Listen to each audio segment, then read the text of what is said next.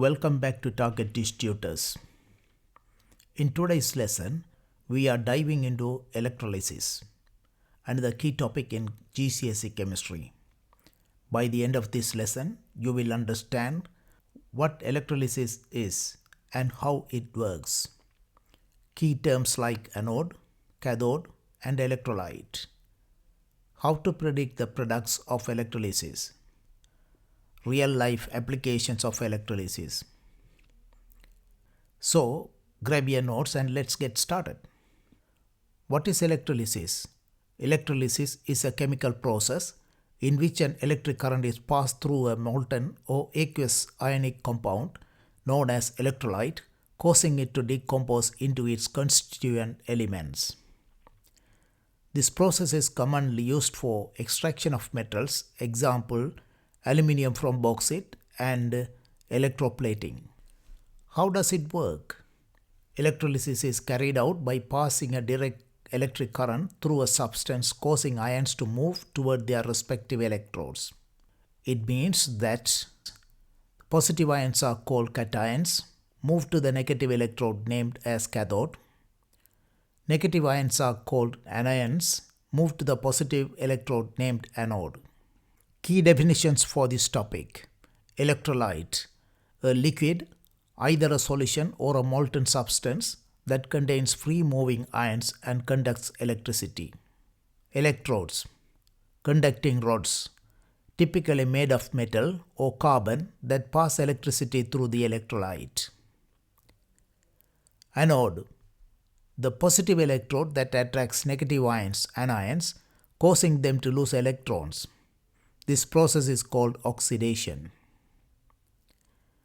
Cathode, the negative electrode that attracts positive ions, cations, causing them to gain electrons. This process is called reduction. Electrolysis of molten substances. Let's take molten lead bromide, PbBr2, as an example. What happens?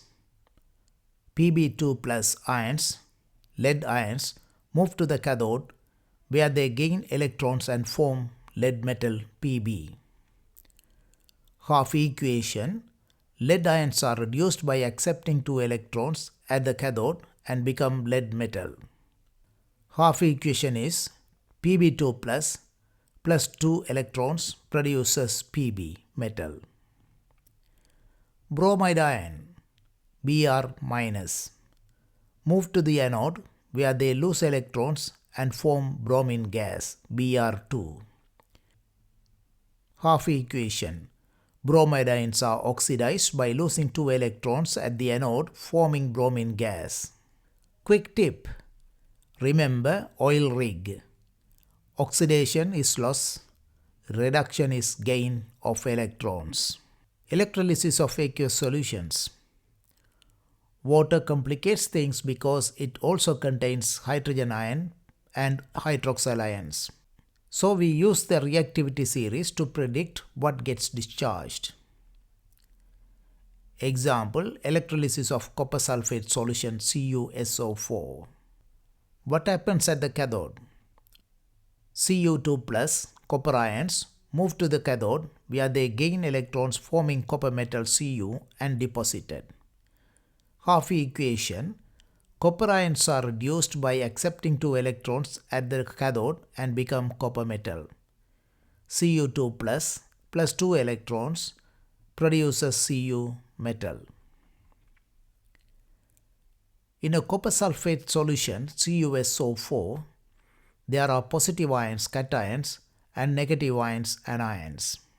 The positive ions are copper ions Cu2 and hydrogen ions H+. The latter is from the slight dissociation of water. The negative ions are sulfate ions SO4 and hydroxyl ion OH-. The latter is from the slight dissociation of water. What happens at the anode? Hydroxyl ion OH- move to the anode where they lose electrons forming oxygen gas. Half equation is hydroxyl ions are oxidized by losing 4 electrons at the anode and become oxygen gas. 4OH minus produces O2 oxygen plus 2H2O plus 4 electrons. During electrolysis, at the cathode negative electrode, positive ions are attracted. Since copper ion Cu2+ are less reactive than hydrogen ion H+, copper ions are preferentially discharged, that means gain electrons and get reduced, and deposit as solid copper on the cathode.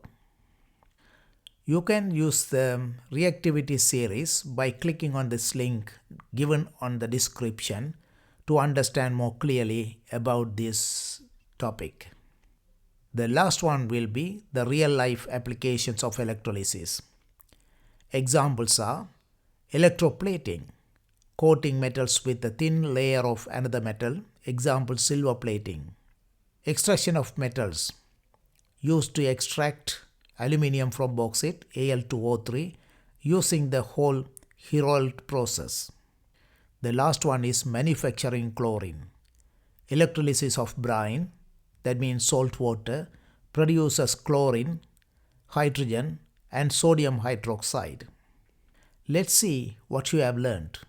Answer these in the comments. What is the cathode and what happens over there? Why must an electrolyte be molten or dissolved in water? What gas is formed at the anode during the electrolysis of sodium chloride solution? Give your answers in the comment below. Before we conclude this topic, there are some important electrolysis of compounds for you. First one, electrolysis of aluminium oxide produces aluminium and oxygen gas.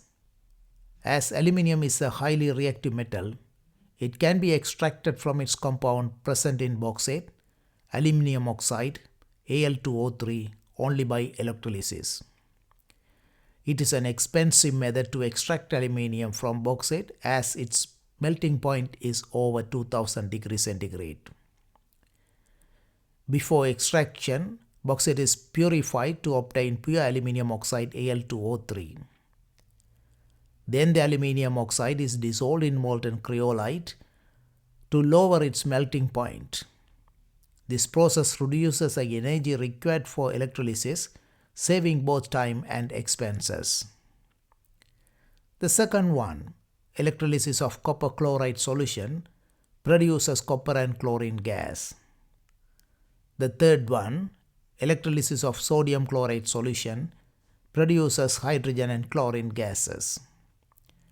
But sodium and hydroxide ions are in the solution forming sodium hydroxide.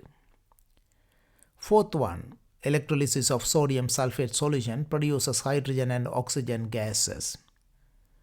The last one is water acidified with sulfuric acid, hydrogen and oxygen gases are produced.